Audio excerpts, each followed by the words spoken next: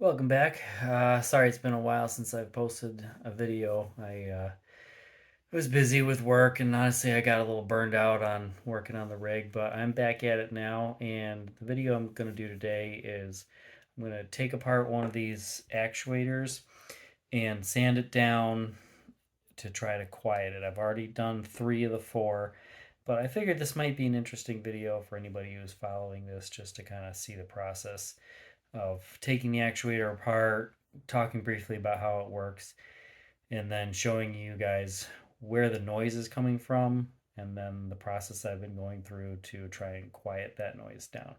So I'll go ahead and pull this off, and then we'll take it apart, and I'll show you guys what I've done on the other 3. It's kind of a tedious process, but here we go. All right, so we're going to start by unbolting it. There's 4 bolts at the bottom, and this whole assembly will come off. I'm going to go ahead and unplug the sensor wire right now, and then we'll jack up the rig right here, get the weight off of this actuator, and slide a block underneath. So I just use a board for a little bit of leverage.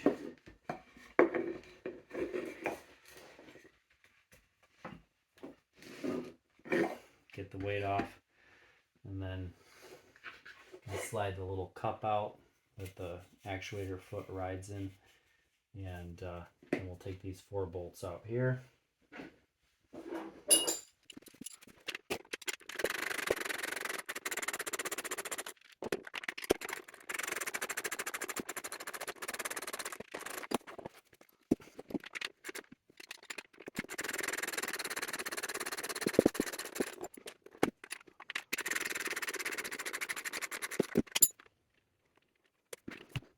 All right, so I've got the actuators loose, so now I'm going to pull it out and I'll just lay it down on the ground. I'm going to need to pop these little wire management clips off.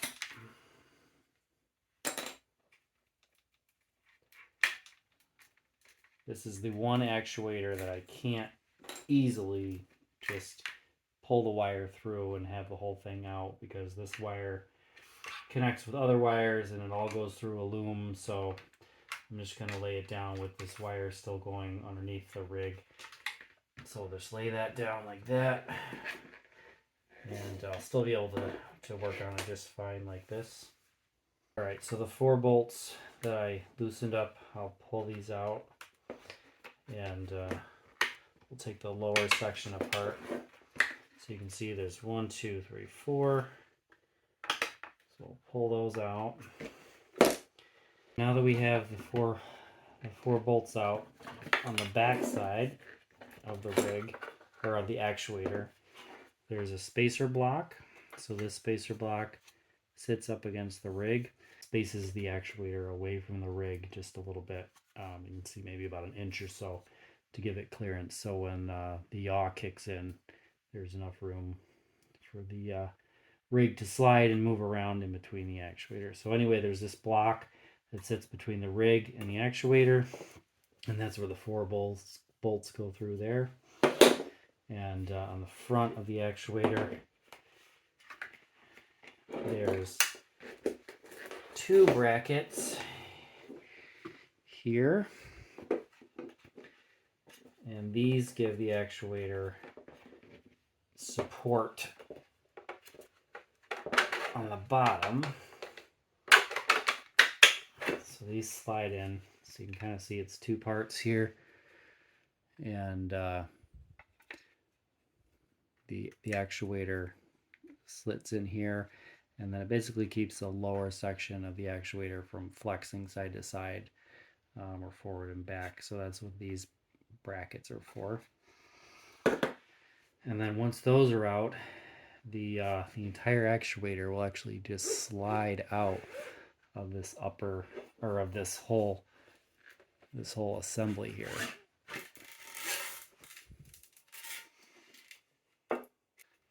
So the rig bolts to the bottom, and then all of the weight of the rig goes up through these 2 aluminum pieces into this motor mount, and then sits on this lip here on the actual motor.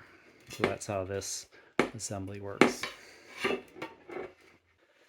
And then the actuator itself, when this motor spins, you can see the foot of the actuator starts coming out. And underneath this cover is the potentiometer or the Hall sensor to detect where it is in its stroke. So I'll pull this cover off now.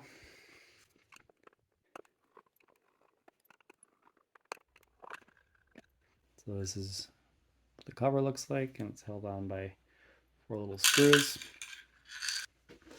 And then this is the Hall sensor and the gears that ride in the track.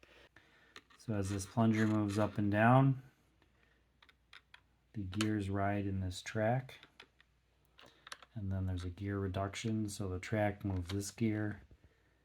And then there's a reduction down here to the actual sensor gear, and then that rotates the sensor and lets the computer or the program know what the position of the actuator is in.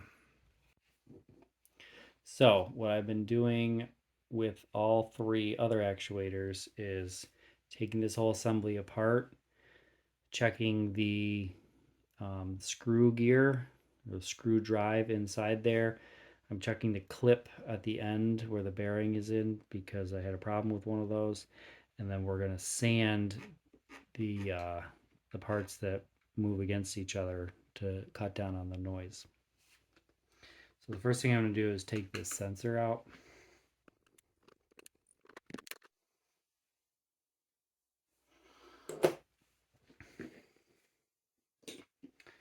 And then we'll take the 4 hex bolts out that hold the outer casing on.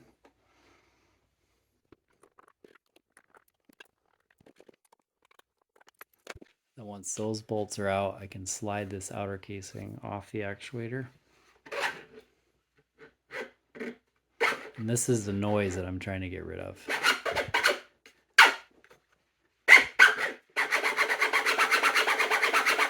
Pretty annoying, huh? It's really loud there because this top part where the bolts were in kind of warped the plastic a little bit, so it's really tight up there, and that doesn't really happen when it's just in regular use. But if I flip it around, so this top tight part is flipped around, you can still hear the noise.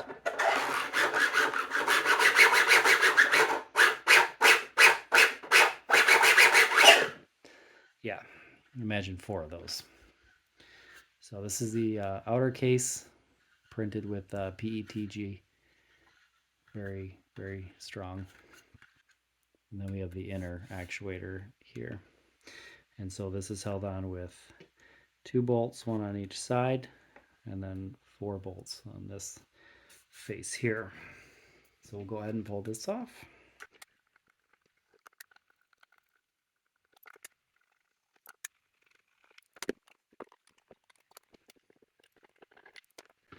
And now that we have that unbolted, we can slide the inner actuator section off of the ball screw.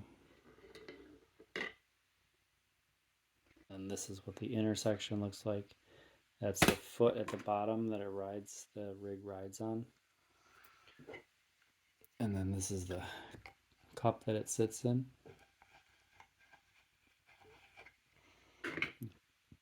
And then on the inside, get some light in here. There's a hole for the screw drive to go in, and then there's also, it's the outer diameter of the hole is for the bearing at the end of the ball screw.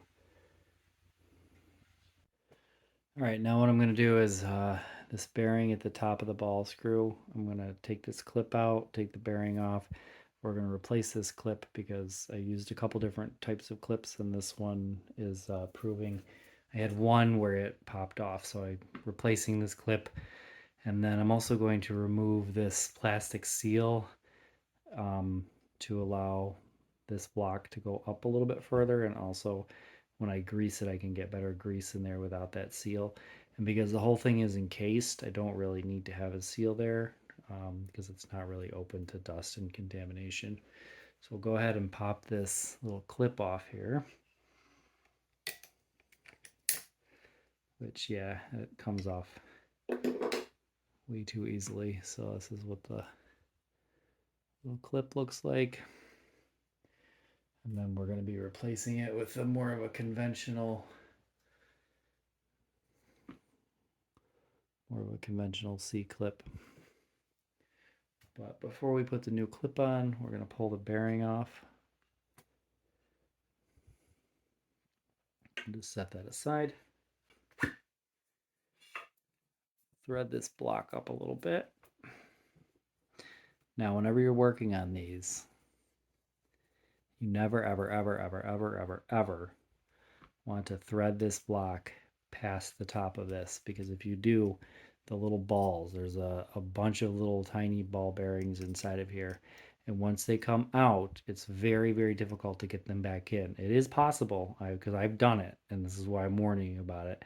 But once those balls come out, you can figure that you could take anywhere from a half an hour to 2 hours trying to very carefully get them back in where they need to go. And it's, trust me, it's very difficult. The first time it happened, I almost gave up and I had to walk away and come back. And I really thought it was a lost cause. So, word of warning. So I'm going to try to get this seal out of here.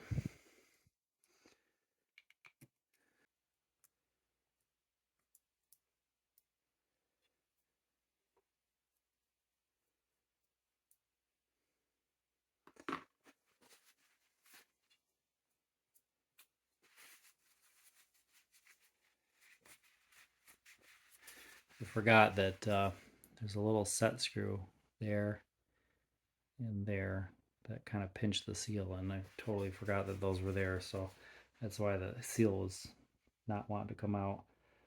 And then on the other 4 actuators, those set screws must have loosened up a little bit because those ones just spun right out. All right, now we have the seal removed. Before I grease it, I'll put the bearing back on, and we'll put the new clip on.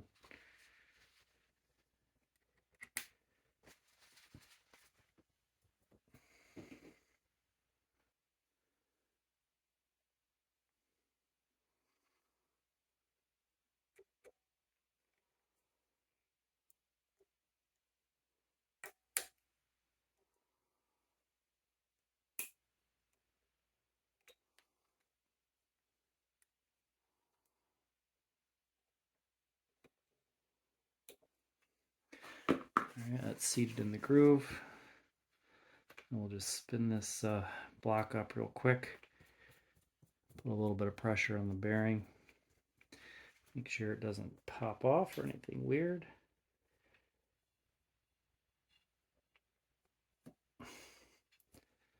Alright, that looks good. We'll go ahead and put some grease on that shaft.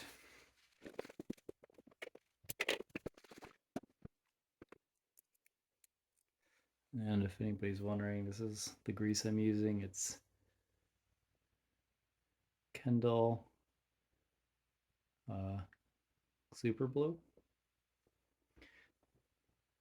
Pretty nice grease.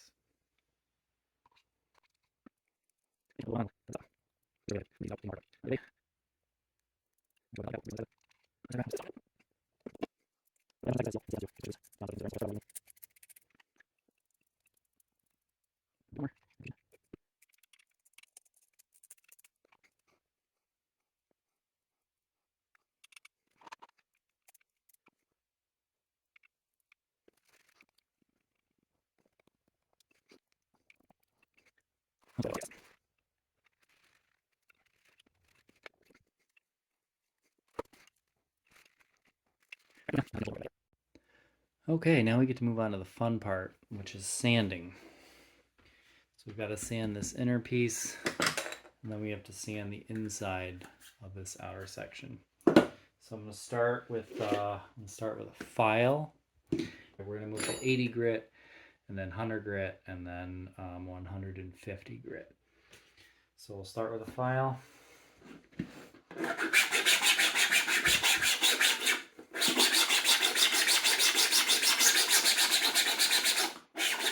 You can kind of hear that annoying noise.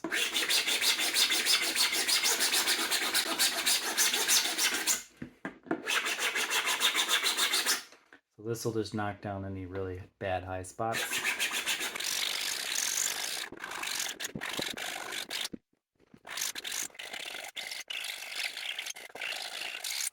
Alright, so the file kind of took some of the high spots down and then kind of chamfered the edges a little bit. So now we'll go to 80 grit.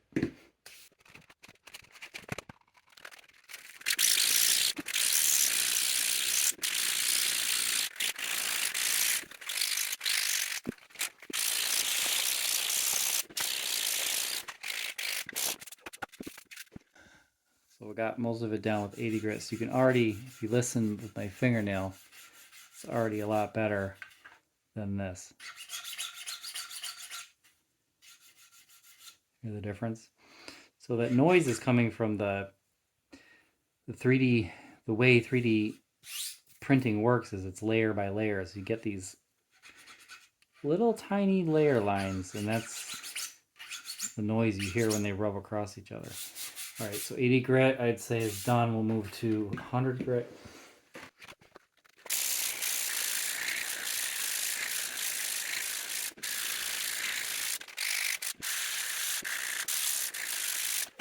There's 100 grit. It's getting even smoother now. And we'll go to 150.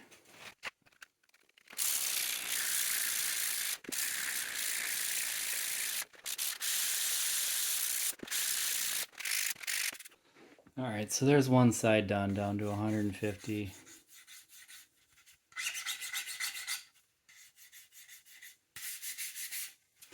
And then obviously I have to do the other 3 sides. So I won't do that on camera. And then I'll get this finished up, and then I'll show you my process for doing the outer case. All right, so I've got all the sides sanded down to 150 grit. I'm gonna call that one good. It's nice and smooth.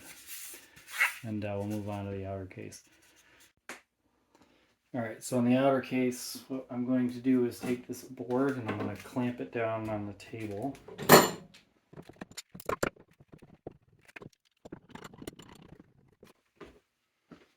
And then right here I have a piece of sandpaper that's stapled to the board.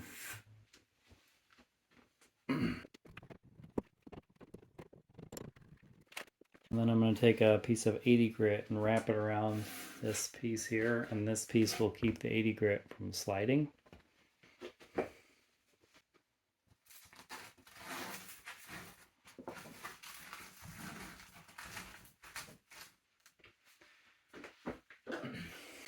And then I'll take this outer casing and slide it over the board and sand it.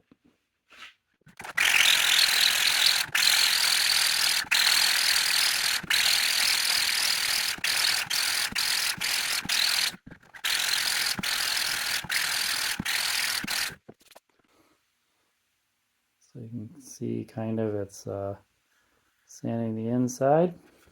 I'm going to do another piece of 80 grit.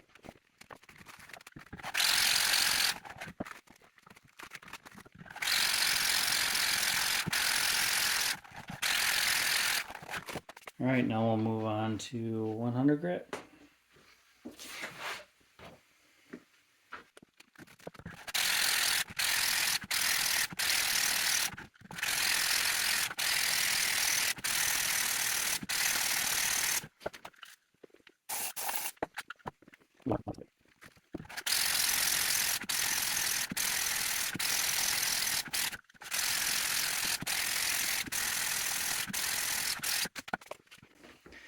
All right, and now we'll do a piece of 150.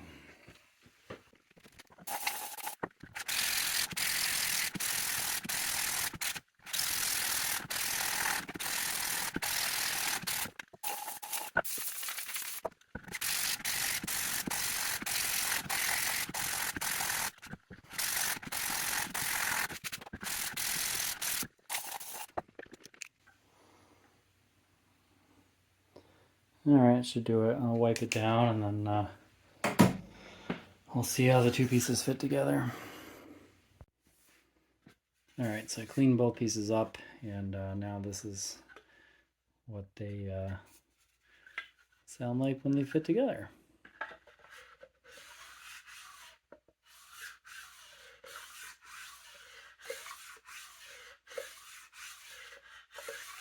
Much better.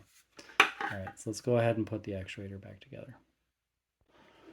Alright, so the first thing we're going to do is we're just going to put the inner leg on.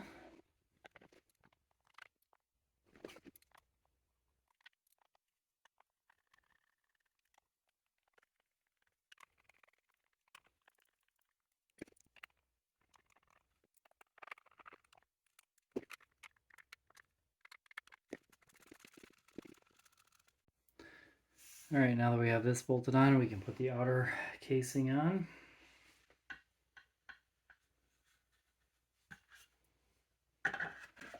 Just want to make sure that we line up this opening here for the sensor with the track.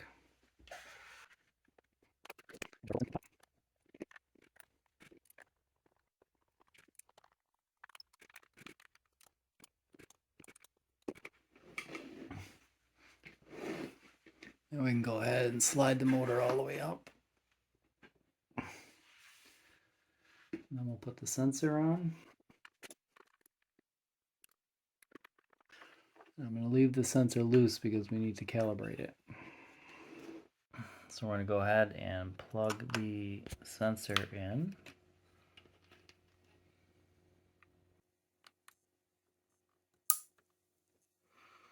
And then the other end of the sensor wire will plug into the control box.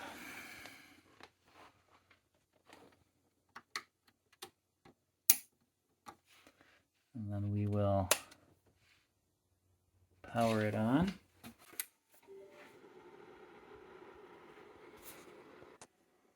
Now with the SMC3 utility app open, if I move the sensor, we'll see the green line move, so we know we're connected. And then what we're going to want to do is make sure that this inner leg here is centered in the outer case. So I know that the total throw is 93 millimeters, and half of that is 46 and a half. So what I'll do is just make sure that this is extended 46.5 millimeters out.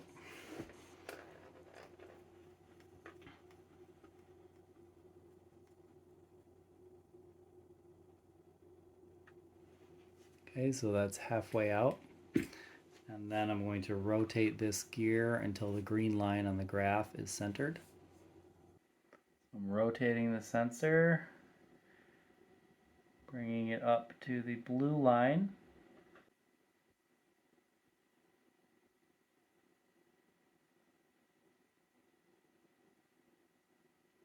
Just like that. And then once everything is all set, I'm going to tighten down the sensor.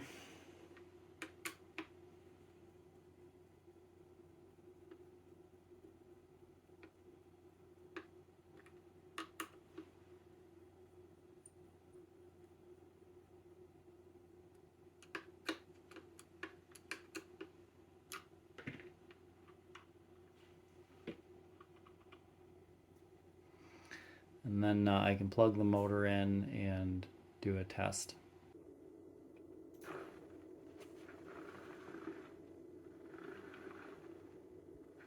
So it looks like it's running nicely. That's just a basic sine wave, and then I can manually control it.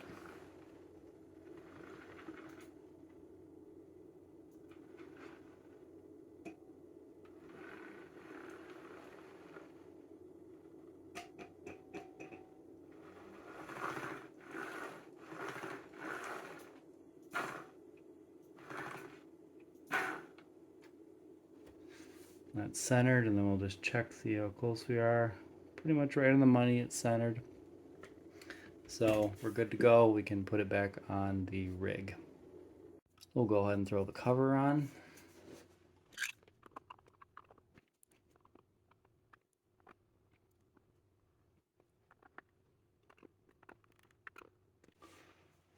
put our support brackets in.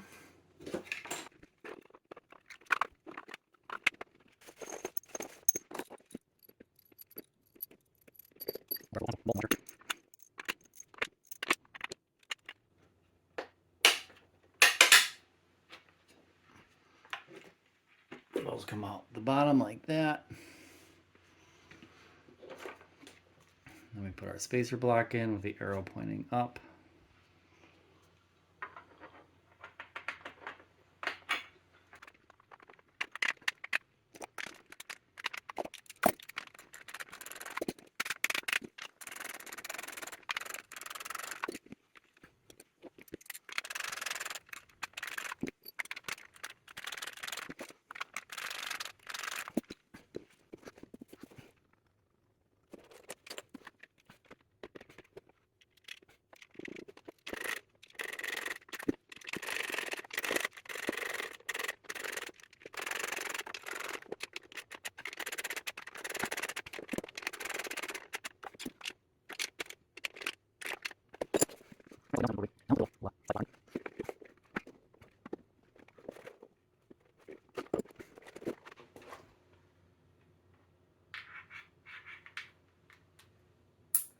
Yeah, glue that back on. All right, all 4 actuators are done. All right, all 4 actuators are done. It was kind of a grueling process, I'm not gonna lie, but I think the results are gonna be good. It was just very annoying having that noise every time you're on it. So I'll do another video here in a little while, and once I get the rig kind of up and running again, put back in its spot. So stay tuned, and thanks for sticking around and checking out this project. And hopefully there'll be another video coming a little bit sooner than this one. So thanks for watching. I appreciate it. Take it easy. Bye-bye.